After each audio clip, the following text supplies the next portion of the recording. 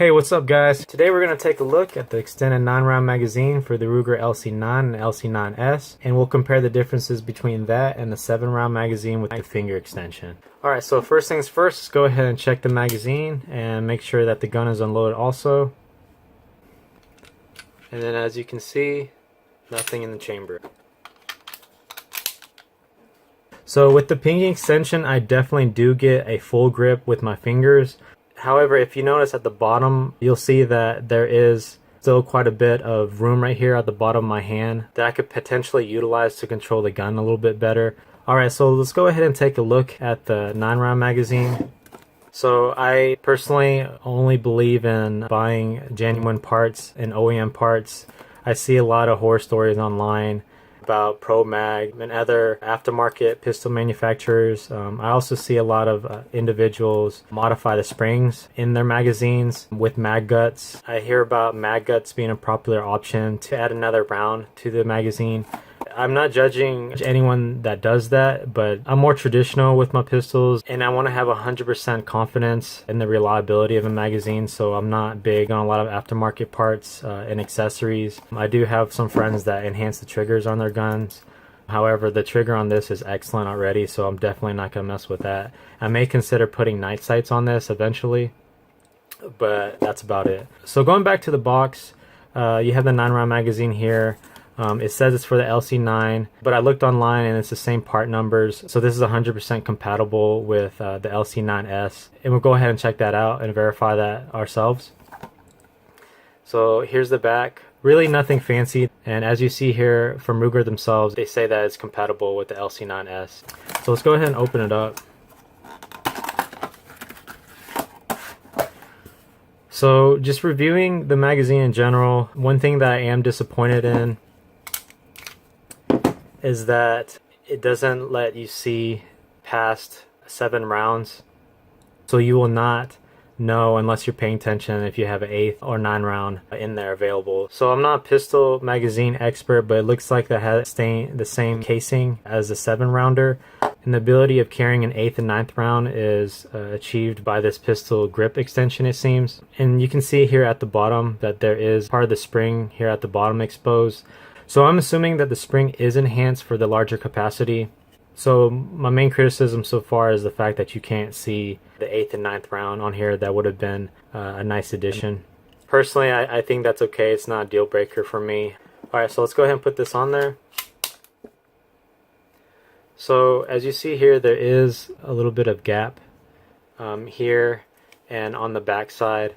You can't really see the groove on the pistol grip because I added the Talon grips, but understand there is a groove right here. One thing that I do like is the extension of that groove, so it looks like my fingers will rest into that groove.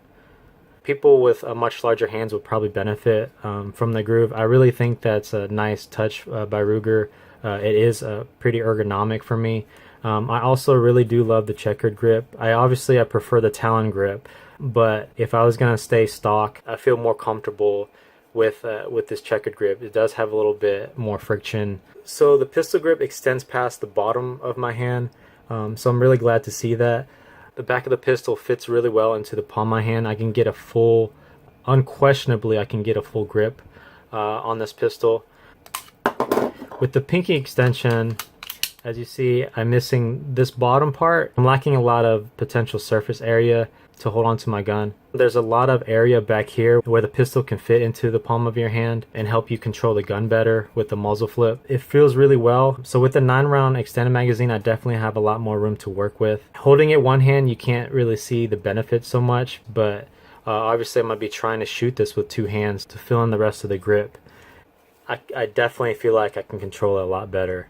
Whenever you're trying to handle a gun really well, you want to hold up as high as you can and you want to fill in as much of this grip as you can. And I really feel like I can do that with the extended magazine. I want to go ahead and take another look at the gap in between the magazine and the pistol. There is a little tiny bit of play. Obviously I don't like that, but I don't feel like it's going to interfere that much with the performance of the pistol. I know a lot of gun owners have some complaints with some finger extensions where they'll shoot the gun and part of the skin on their finger or their hand gets caught in between this gap. I do kind of feel like that is a possibility. I personally have not experienced that, so if you have experienced that with your guns, that may be a concern for you here. So if you look back here, you'll notice that the ridge kind of comes upwards, and with the extended magazine, you'll see that there's a little notch that comes up. It's kind of more pointy. I wish it kind of followed the contour of the curve on the pistol, but I feel like that might be asking a bit much. Overall, guys, I really approve of the 9-round extended magazine. You feel like you're grabbing so much of the pistol that unquestionably you're just going to be shooting it better. So because there's only one magazine that's included with the gun, I definitely recommend that you get a second magazine, whether it be another 7-rounder or an extended magazine. I feel like this is definitely a viable option.